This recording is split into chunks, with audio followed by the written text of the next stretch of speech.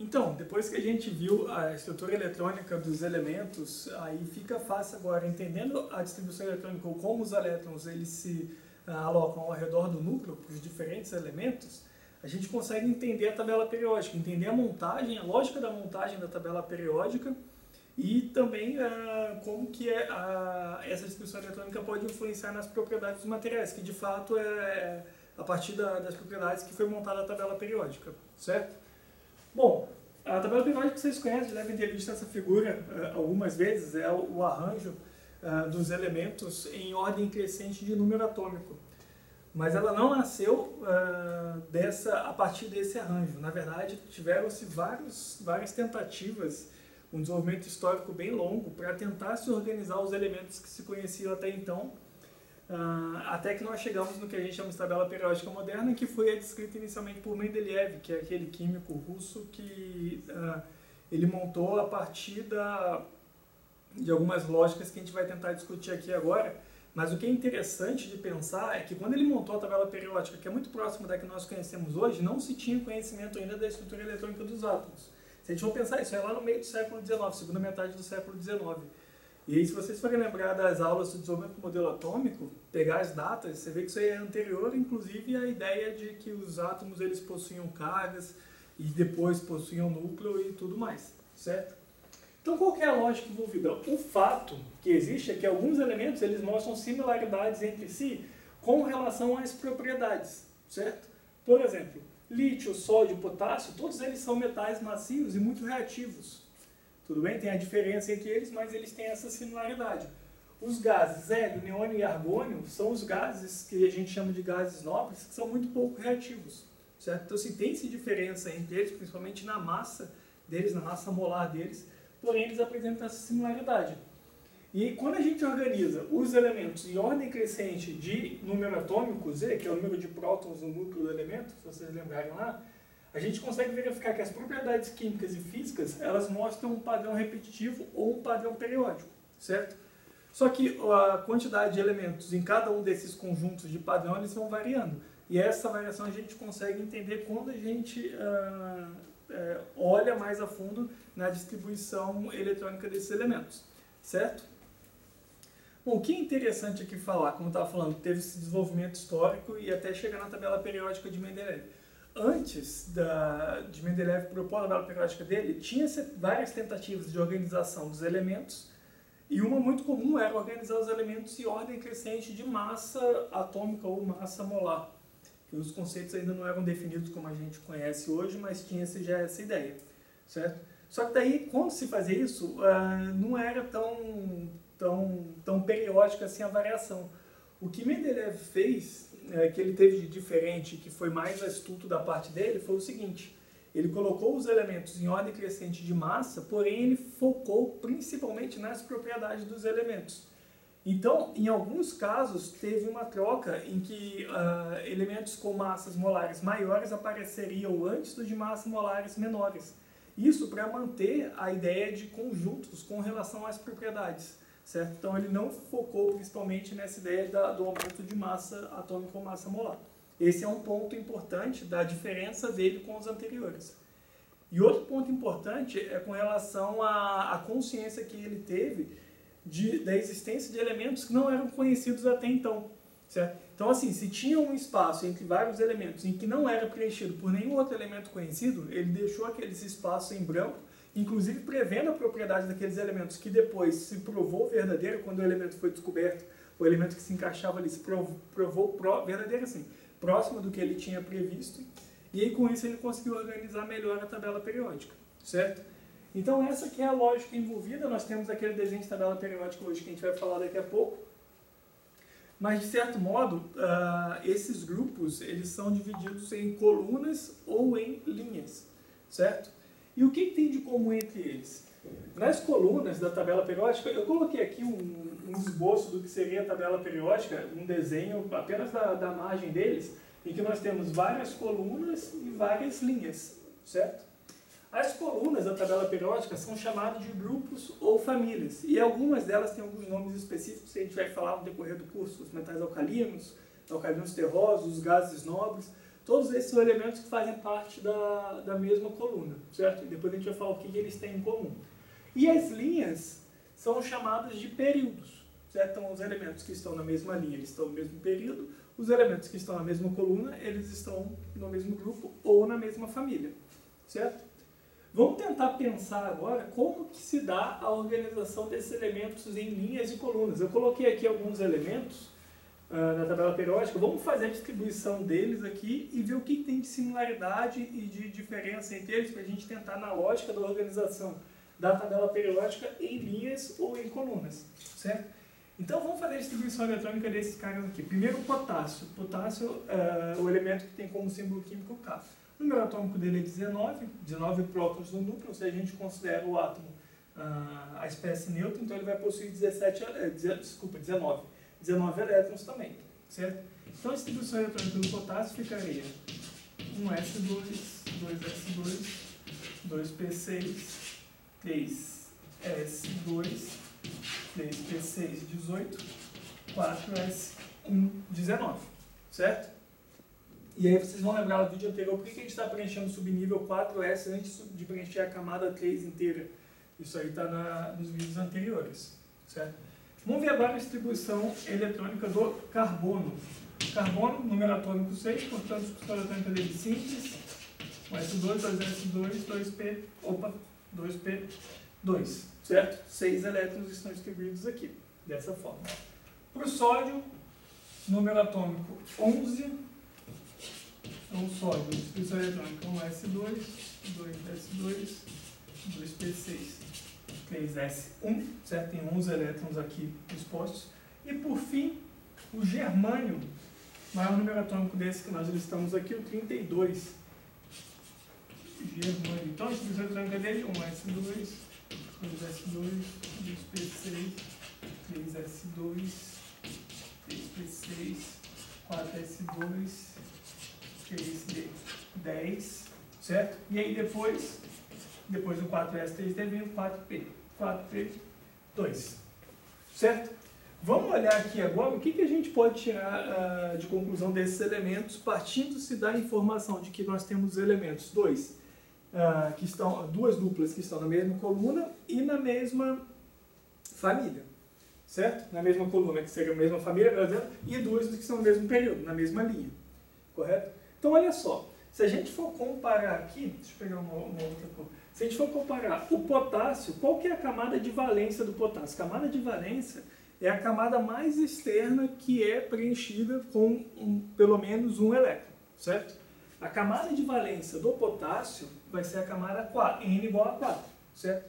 E o N igual a 4, ele tem um elétron que está no subnível S. Então, essa aqui é a camada de valência para o potássio, certo? Lembra que da informação anterior que a gente falou que o potássio e o sódio possuem semelhanças em suas propriedades? Se a gente for olhar a distribuição eletrônica do sódio, ele possui a camada de valência com N igual a 3, porém a camada de valência também possui apenas um elétron no subnível S, certo? Então veja que esses dois elementos aqui possuem uma similaridade com relação ao número de elétrons da camada de valência. Só que nesse caso do potássio, a camada de valência dele é a camada N igual a 4 e a do sódio é a camada N igual a 3, certo? E se a gente for olhar também os outros dois elementos que estão aqui, o carbono, ele possui a camada de valência N igual a 2, certo? Na camada de valência N igual a 2 para o carbono, ele possui 4 elétrons, sendo que 2 desses elétrons estão no subnível S, mais 2 estão no subnível P. Portanto, aqui também nós temos 4 elétrons na camada de valência. E no caso do germânio, a camada de valência dele é a camada N igual a 4. E se vocês forem olhar, assim como no carbono, o germânio também possui 4 elétrons na camada de valência, sendo que 2 estão no subnível S e outros 2 estão no subnível P, certo? Só que aqui a gente teve um preenchimento do subnível 3D no meio entre eles, mas não muda que o fato de que a camada de valência dele é a camada com N igual a 4, certo? Então aqui nós temos o mesmo número na camada de valência, certo? Então olha só, eu falei uma informação errada antes, e aí a gente vai anotar isso agora. O que nós temos aqui? Nós temos dois elementos que estão com o mesmo número de elétrons na camada de valência, certo? E outros dois elementos que estão também com o mesmo número de elétrons na camada de valência. E uma outra similaridade que existe aqui é que esse cara, potássio, e esse cara, germânio, possuem o mesmo número de camadas, certo? Então aqui, essa coincidência que a gente está falando aqui está relacionada com a posição dos elementos na tabela periódica, tudo bem? Quando vocês forem olhar lá na tabela, vocês vão perceber que nos grupos ou nas famílias estão os elementos com o mesmo número de elétrons na camada de valência.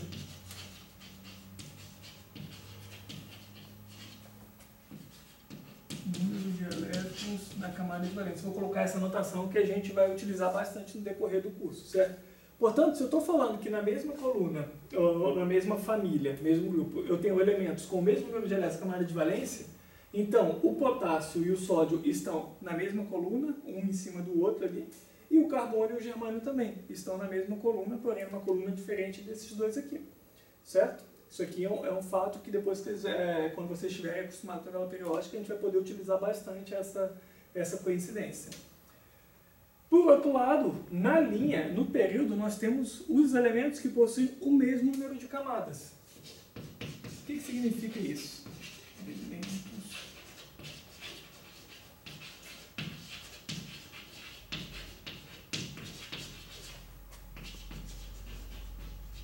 Então aqui, ó, por exemplo, camadas preenchidas seria no caso ali no estado fundamental, certo? Veja que o potássio eu tenho 4 camadas preenchidas, o carbono eu tenho 2, o sódio eu tenho 3 e o germânio também tem 4.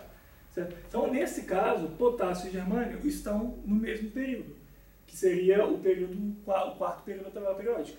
O sódio tem 3 camadas, está no período diferente, o carbono tem 2 camadas também no período diferente. Certo? E essa lógica aqui que a gente está falando, no mesmo período eu tenho elementos com o mesmo número de camadas, explica esse formato da tabela periódica, dessa forma aqui. Por quê? Se eu estou no primeiro período, estou preenchendo a primeira camada, n igual a 1. Se n é igual a 1, eu tenho que o L possível pode ser apenas 0, certo? Subcamada só pode ter a camada S se o n é igual a 1. Se eu tenho apenas o L possível igual a 0, então o valor de ml possível é apenas 1, que é o 0, certo? Se eu tenho apenas um valor possível de ml, que é o número quântico magnético, eu tenho apenas um orbital naquela camada.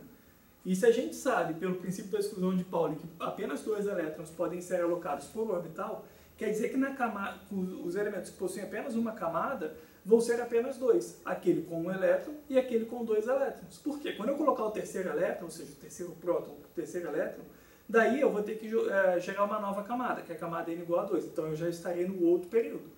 Por conta disso, no primeiro período, eu tenho apenas 2 elementos, que é o hidrogênio com o número atômico 1 e o hélio com o número atômico 2. No segundo período, camada n igual a 2. Vamos pensar. Se n, eu não estou escrevendo não porque tem tudo isso no outro vídeo, depois vocês podem ir acompanhando aí no caderno. Se n é igual a 2, então os valores possíveis de L são L igual a 0 e L igual a 1.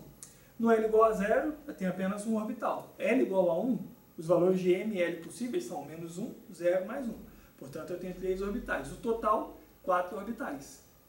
Se eu posso alocar 2 elétrons por orbital, então eu tenho um total de 8 elétrons possíveis. Por conta disso, no segundo período da tabela periódica, eu tenho 8 elementos, certo? Aquele que tem um elétron na camada n igual a 2, do lado 2 elétrons na camada n igual a 2, 3, 4, 5, 6, 7, 8. Quando eu for colocar um elétron mais, daí já tem que ir na terceira camada, e aí eu já desço, certo? E assim sucessivamente. Assim que é a lógica de montagem da tabela periódica. Tudo bem? E a gente chega nessa conclusão através da distribuição eletrônica. Só lembrar mais uma vez, quando o Mendeleev propôs a tabela periódica dele, não tinha conhecimento de nada disso. Certo? Isso aqui nasceu alguns anos depois. Bom, como a gente falou, a tabela periódica ela tem esse nome porque os elementos têm uma variação periódica nas suas propriedades de acordo com o aumento do número atômico. Certo? Por conta disso, em partes diferentes da tabela periódica estão alocados os elementos com propriedades similares entre si. Certo? Nessa região da tabela periódica nós temos os metais, tudo bem? Desse lado direito, aqui em rosa, nós temos os ametais. O hidrogênio, ele é um elemento que ele não tem uma localização muito bem definida na tabela periódica, porque ele tem apenas um elétron na camada de valência. Assim como o potássio, assim como o sódio. Por isso que ele está aqui em cima, aqui também estaria o potássio e o sódio. Depois a gente vai ver bastante isso mais a fundo. Só que ele não é um metal, assim como o potássio e o sódio, certo? Por questões que mais para frente a gente vai discutir. Então a montagem correta do hidrogênio estaria flutuando em algum ponto aqui em cima, porque ele tem comportamento mais de um A metal, certo? Mas não faz sentido ele estar lá por conta desse tipo de organização. E entre o metal e o ametal nós temos os elementos aqui que se chamaram metalóides ou semimetais, que até a própria definição dele não é muito bem aceita. Aceita não é a palavra, mas não é muito bem definido de fato o que é um metalóide. Mas é que dependendo da condição em que ele está submetido, ele pode se comportar como um metal ou como um ametal, certo? E uma curiosidade, vocês vão ver na tabela periódica que sempre tem duas linhas aqui embaixo dela. Mas por que existe isso aqui? É apenas por conveniência. Esses elementos, eles são tirados daqui do meio e jogados aqui embaixo. Mas o que poderia ser feito para ficar apenas uma única figura é pegar essas duas linhas aqui com algumas colunas, na verdade são 14 colunas porque são os elementos que estão preenchendo o subnível F. O subnível F aceita 14 elétrons, já que tem 7 orbitais. Pegar isso aqui, colocar aqui e afastar essa parte de cima. Daí a gente tem a tabela periódica em uma única figura. Mas o que foi feito foi cortar aquele pedaço, juntar em cima e jogar aquilo embaixo. Então por isso que tem essa organização. Quando a gente estiver estudando os elementos em si, vai ficar mais claro de entender por que tem-se dessa forma, certo? O desenho dessa forma. Mas essa, só para recapitular, essa que é a lógica da montagem da tabela periódica. Na mesma coluna, eu tenho os elementos com o mesmo número de elétrons da camada de valência, certo? E no mesmo período, eu tenho os elementos com o mesmo número de camadas. E aí, diferente número de elétrons naquela mesma camada, certo? Bom, a camada de valência, repetindo, é a camada preenchida mais distante do núcleo, ou a camada mais externa, certo? Se a gente está falando que tem uma interação eletrostática entre elétron e núcleo, carga positiva do núcleo, então, e a interação eletrostática é inversamente proporcional à distância, então esses elétrons que estão mais distantes do núcleo, eles estão mais fracamente ligados ao átomo, certo? Ou também, se estou preenchendo tudo internamente, se eu tiver que colocar mais um elétron no átomo, esse elétron vai ter que entrar na camada de valência, necessariamente, para formar cátions e ânions, pensando no limite, certo? O que eu quero dizer com isso é o seguinte, é que as propriedades dos elementos estão relacionadas principalmente com o número de elétrons da camada de valência, ou com a camada de valência dele em si, porque é lá que vai ocorrer modificações quando principalmente lá, mas não só, mas principalmente lá, quando aquele elemento for submetido a alguma condição específica, certo? Então, se eu estou dizendo que as propriedades dos materiais estão relacionadas com os elétrons na camada de valência, agora faz sentido a gente dizer que os materiais que estão na mesma coluna possuem similaridades em suas propriedades, assim como o lítio, sódio e potássio que a gente citou antes lá, e agora a gente vê que, por exemplo, o sódio e o potássio possuem de fato o mesmo número de elétrons na camada de valência. Daqui vem a similaridade de propriedades com relação a esses caras, certo? Aí eu coloquei aqui para fazer um comentário com relação aos gases nobres. Gases nobres, como a gente falou lá no início da aula, são elementos que são pouco reativos. E aí disse que é comum se ouvir dizer que eles são pouco reativos porque eles possuem a camada de valência totalmente preenchida. E aí se eu estou dizendo que a camada de valência ela é a principal responsável pelas propriedades dos materiais, dos elementos, se diz que ela é totalmente preenchida, não tem por que ele perder ou ganhar elétrons, certo? Só que eu quero fazer um adendo nessa afirmação para chamar a atenção de uma coisa. Pegar, por exemplo, o criptônio. O criptônio ele tem número atômico de 36. Faz a distribuição eletrônica daquele cara lá. Vai ser 1s2, 2s2, 2p6, 3s2, 3p6, 4s2, 3b10, 4p6. Certo? Aqui deu 30 mais 6, 36. Ali está a distribuição eletrônica dele. A camada de valência desse cara é a camada N igual a 4, certo? Está aqui, ó. Essa é a camada de valência dele. E ele possui 8 elétrons na camada de valência. Por conta disso, ó, o subnível S aceita 2 elétrons, está totalmente preenchido. O subnível P aceita 6 elétrons, está totalmente preenchido. Por conta disso, diz que a camada de valência dele está totalmente preenchida. Mas vamos pensar se isso é verdade.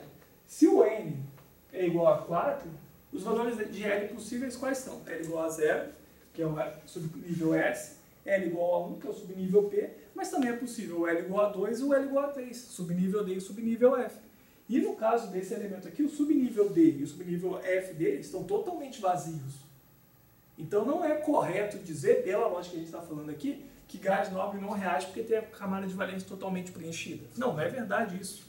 Isso é verdade, na verdade, para o primeiro e para o segundo período, que seria o hélio e o neônio. Se eu chego no argônio, isso já não é verdade. Já não é totalmente verdade. Certo? Nós vamos estudar mais para frente, quando estivermos estudando as propriedades dos materiais, por que esse cara tem uma certa estabilidade. E a lógica disso é porque o subnível vai ser preenchido depois do 4P, não é o 4D, e sim o 5S, certo? E é uma camada mais externa. Mas falar que a camada de valência dele está totalmente preenchida, está errado. Não é isso, aqui é muito fácil de ser verificado. A razão disso, quando a gente estiver estudando as propriedades, nós vamos falar sobre isso. Mas não digam que é porque a camada de valência dele está totalmente preenchida, certo? Bom, alguns fatos interessantes aqui com relação à tabela periódica, que quando a gente estiver falando de propriedades no próximo vídeo vai ser bastante latente para a gente, mas dá para a gente pensar aqui agora em algumas situações. Como eu falei aqui, nós temos os metais, certo? Só que dentro desse conjunto de metais aqui, esses que estão bem no meio da tabela periódica são chamados metais de transição. Por que metais de transição? Como o nome diz, porque eles têm comportamento ou algumas propriedades de transição entre os metais para chegar nos ametais lá, certo? Então, por isso que é chamado de metais de transição. O que é interessante dos metais de transição é que a diferença entre eles está no número de elétrons, não da camada de valência, mas sim da camada que é mais interna com relação à camada de valência, que no nosso caso aqui a gente pode chamar de N-1D.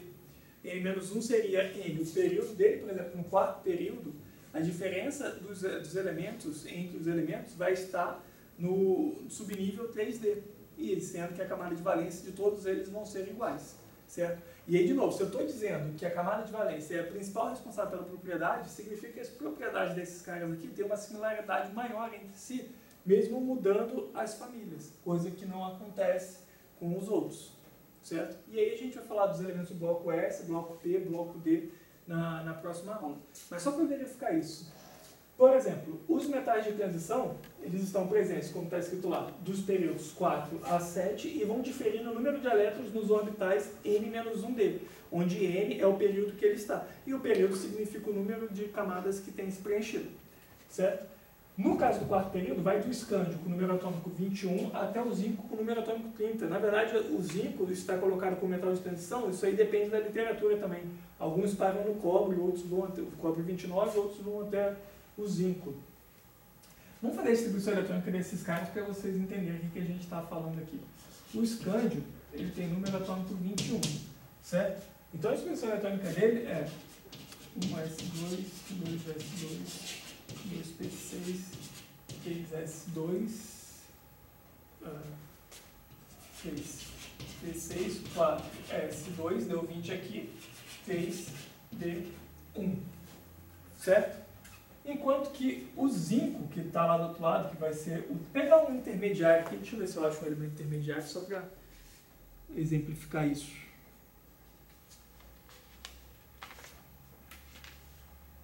O manganês, legal. O manganês tem número atômico 25 aqui. Então, o manganês 25, a distribuição eletrônica dele ficaria tudo isso aqui igual, certo? Vou deixar lá que a camada de valência está lá.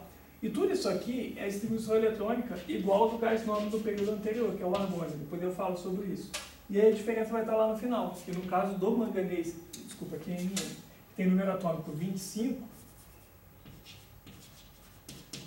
eu vou ter 4s2, 3d5. E só para finalizar, do zinco, já que está citado lá, número atômico 30, como é que ficaria isso? Ficaria exatamente igual a distribuição eletrônica do argônio, mais uma vez aqui, 4s2, 3d10. Então reparem que a camada de valência dele desses 3 elementos tem o mesmo número de elétrons. É a mesma, porque a camada de valência é a mais externa do núcleo. Não quer dizer que é a mais energética, é a mais externa, subnível. Né? Porém, a diferença entre eles está no nível mais interno, no subnível 3D, em que tem 1, 5, 10 elétrons. Aqui tem todos os outros elementos que vão preenchendo isso aqui continuamente. Certo? Só um adendo do que eu fiz ali. Isso daqui é o que a gente chama de distribuição eletrônica condensada, em que a gente pega a distribuição eletrônica do gás nobre do período anterior e apenas complementa o que tem de diferente, certo? Se vocês virem isso em algum momento nos livros, alguma coisa, é só para não ficar escrevendo isso aqui tudo, certo? Aí, ao invés de escrever isso tudo, eu escrevo a do gás nobre do período anterior e aí eu sigo diferente.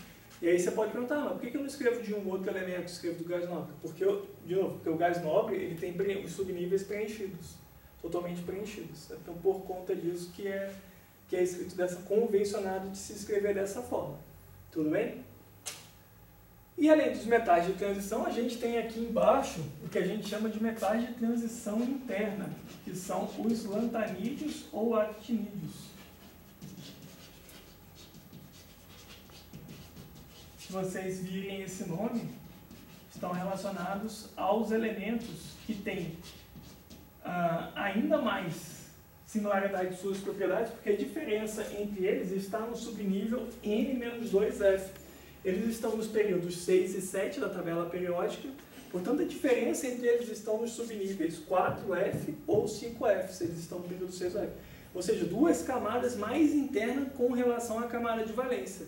Isso faz com que as propriedades desses caras sejam ainda mais similares entre si, dificultando bastante a sua separação ou a purificação desses elementos, que são os chamados terras raras.